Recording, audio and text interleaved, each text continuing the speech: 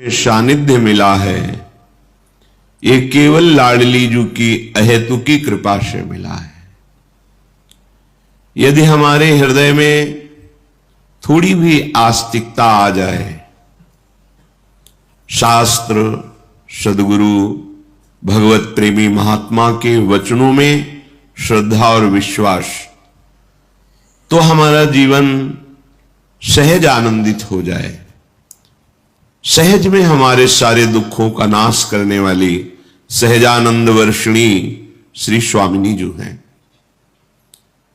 पर हमारी रजोगुणात्मक तमोगुणात्मक वृत्तियां, ये कृपा से धाम आना होता है, कृपा से सत्संग मिलता है, कृपा से असत वृत्तियों का, कुमार्गगामी वृत्तियों का त्याग करके सतमार्ग में चलने का उत्साह बनता है। पर ये रजोगुण तमोगुण की वृत्तियां इस लाभ से वंचित कर देती हैं। श्रीधाम वृंदावन अमोघ कृपा स्वरूप है। श्रीपाद प्रबोधानंद जी महाराज कह रहे हैं, भ्रातस्ते किमु निश्चयेन विदितः स्वस्यांत कालः किमु त्वं जानासि महामनुं बलवतो मृत्युर्गति स्तंभने मृत्युस्तत्करणं प्रतीक्षत इति त्वं वेत्सि किं वायतो बारंबारमशंकैव चलसे वृंदावनादन्यतः। ए भैया, तुम्हें क्या अपनी मृत्यु का समय पता है? भ्रातस्ते किम निश्चयेन विदितः श्वास्यांत कालः किम, तुम्हें अपने अंतकाल का पता चल गया क्या कि तुम कब मरोगे? बोले नहीं। तो फिर तुम ऐसे कर्म क्यों करते हो जो तुम्हारी दुर्गति कराने वाले हैं? पापाचरण क्यों करते हो? हे भाई, जब तुमको यह पता नहीं है कि तुम कब मर सकते हो, तो तुम कल के लिए पापाचरण क्यों करते हो? हिंसा करके, दोष करके मैं इतना धन एकत्रित कर लूंगा तो बहुत काल तक सुखी रहूंगा, और पता नहीं है कि संध्या मिलेगी कि नहीं मिलेगी। तुम जानासि महामनुम बलवतो मृत्युर्गति स्तंभने, तुम्हें पता है मृत्यु बहुत बलवान है, किसी को कहीं भी कभी भी किसी भी हेतु से वो बख्शेगी नहीं। जो समय है उस समय को आप काट लीजिए, जितना समय तुम्हें मिला है। कैसे काटे? बोले निरंतर श्यामा श्याम का स्मरण करते हुए, सत आचरण करते हुए। इसकी सामर्थ्य नहीं हम में, तो आ जाओ वृंदावन। श्रीपाद कह रहे हैं, यहां वृंदावन का पानी, यहां की रज, यहां का वायुमंडल आपको राधा नाम से प्रीति करा देगा। कहीं त्रिभुवन में ऐसी सामर्थ्य नहीं कि राधा नाम का श्रवण करने का भी सौभाग्य मिले। ध्यान रखना, कई बार सत्संग में बताया है, हमारे प्रभु श्री कृष्ण की महिमा राज दरबार है, जहां राजा का वैभव देखकर अच्छे अच्छे घुटने टेकते हैं। अखिल कोटि ब्रह्मांडों के परात परेश ब्रह्म के भी परब्रह्म स्वयं श्री कृष्ण है। ये निज महल है। जब राज दरबार में राजा का जो वैभव देखता है, वो इसके आगे फिर कुछ नहीं जानता कि इन महाराज के समान त्रिभुवन में कोई नहीं है। लेकिन जब उसके ऐश्वर्य वैभव से अलग उसका प्रेम स्वरूप है, वो है निज जनों के साथ।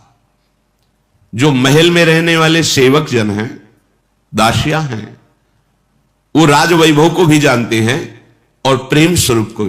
जब वही राजा अपने महल में आता है तो राज वैभव से युक्त होकर, राज ठसक से युक्त होकर नहीं आता, वो अपने सहज स्वरूप में आता है, प्रेम स्वरूप में आता है। ये सी ब्रज 84 कोश, ये वृंदावन धाम, ये घर है हमारे प्रभु का। वो अनंत ब्रह्मांड, ये राज दरबार है। देखो कैसा वैभव है। जिनके भय से मृत्यु भी भयभीत होकर समय पर अपना काम करती है, जिनके भय से भयभीत होकर सूर्य तपता है, वायु प्रवाहित होती है, पृथ्वी जल में नहीं डूबती, सब लोकपाल अपने समय समय से सेवा समर्पित कर, वो राज दरबार, राजाधिराज अखिल कोटि ब्रह्मांड नायक परात्परीश भगवान श्री कृष्ण। लेकिन इनका जब प्रेम स्वरूप देखो तो ये घर है ब्रज 84 कोश। यहां जो ब्रज की लीला है ये कभी आप यहां नहीं देखो होगा मेरे प्रभु ने कौमुदी की गदा उठाकर किसी को मारा हो, या सुदर्शन चक्र का आदेश द्वारा किसी का उद्धार नहीं। यहां हमारे सहज करुणा में प्रभु का सहज स्वरूप है। अगर उद्धार भी किया है तो कृपा दृष्टि से किया। यहां किसी पार्षद का भी प्रवेश नहीं है, भगवत पार्षद, ये सब पार्षद हैं, सुदर्शन चक्र आदि। इस प्रेम स्वरूप में एकदम एकांतिक प्रेम स्वरूप, महल में दास दासियां सेवक सब विराजमान, फिर आंतरिक वो अंतःपुर महल जहां राजा की प्राण प्रिया विराजमान है, वहां तो उनकी निज सहचरियों के सिवा अन्य दास दासियों का भी प्रवेश नहीं। अब वहां जो प्रेम का स्वरूप है वो फिर किसी के, वो वहां कानून थोड़ी लगता है। इसलिए वेदान्नपि संन्यस्ति, जहां प्रेम का प्रारंभ होता है तो वेदान्नपि संन्यस्ति सा केवलम अवच्छिन्न अनुरागम लभते। जहां केवल अखंड प्रेम, वहां वेद का भी नमस्कार करते हैं वेद कि आप तक हमारी पहुंच नहीं, जिसे हमने नेति नेति कर गान किया, जो रस नेति नेति श्रुति भाख्यो ताको ते अधर सुधारस चाख्यो।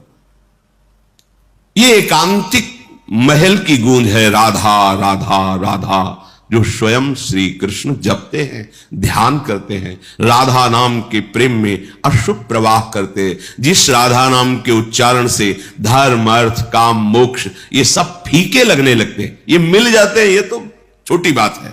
बड़ी बात ये फीके लगने लगते हैं, वृथा लगते हैं। धर्माद्यर्थ चतुष्टयम विजयताम किम तद वृथा वार्तया, बेकार की बात लगती है। धर्म अर्थ काम मोक्ष, वो राधा नाम, वो श्याम नाम, कृष्ण नाम आप जिह्वा से उच्चारण करो, क्योंकि आपको पता नहीं शाम मिलेगी कि नहीं मिलेगी, अभी दोपहर हमारे होगी कि नहीं होगी, पता नहीं किस क्षण श्वास चली जाए। भ्रातस्ते किम निश्चयेन विदिता स्वस्यांत कालः किम, हे भाई तुम्हें जब पता ही नहीं है कि तुम्हारा शरीर कब अंत हो जाएगा तो तुम सावधान क्यों नहीं रहते? तुम राधा राधा कहकर अपनी श्वासों को सार्थक क्यों नहीं करते? जहां तुम्हें जाना है वहां के लिए परम धन क्यों संग्रह नहीं करते?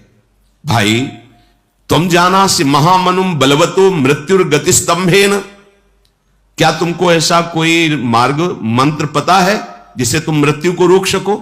नहीं। तो मृत्युस्तत्करणम प्रतीक्षत इति त्वम वेद से किम वायतो, मृत्यु तुम्हारा इंतजार कर रही है, बस समय आने दो, तुम्हारे शरीर को छीन लेगी। सारी की सारी कामनाएं, सारी की सारी कमाई सब यही धरी रह जाएगी। महापुरुषों के आंतरिक वचन को समझो। मृत्युस्तत्करणम प्रतीक्षत, वो तुम्हारी प्रतीक्षा कर रही है, केवल समय नष्ट कर देगी तुम्हें। इति तुम वेद से किम्यतो, फिर तुम सावधान क्यों नहीं हो रहे हो? जो बारंबार अमशंकेव चल से, बार बार तुम निशंक हो करके सत मार्ग का त्याग करके असत मार्ग में जा रहे हो। देखो गुरुजन है, महापुरुष जन है, हम लोग अज्ञानी जन है, जानते नहीं। कितनी सुंदर बात कह, समझो कब श्वास रुक जाए पता नहीं। ये मृत्यु अपने समय पर निश्चित कार्य करती है, मार देती है, सत्य विषय है। तुम्हें कुछ नहीं पता मृत्यु के रोकने का उपाय, इसलिए अभी निश्चय करो जितनी श्वासें हैं हम अब श्वास व्यर्थ नहीं जाने देंगे, हम सत मार्ग में चलेंगे। राधा राधा वल्लभ श्री हरिवंश, राधे श्याम राधे श्याम।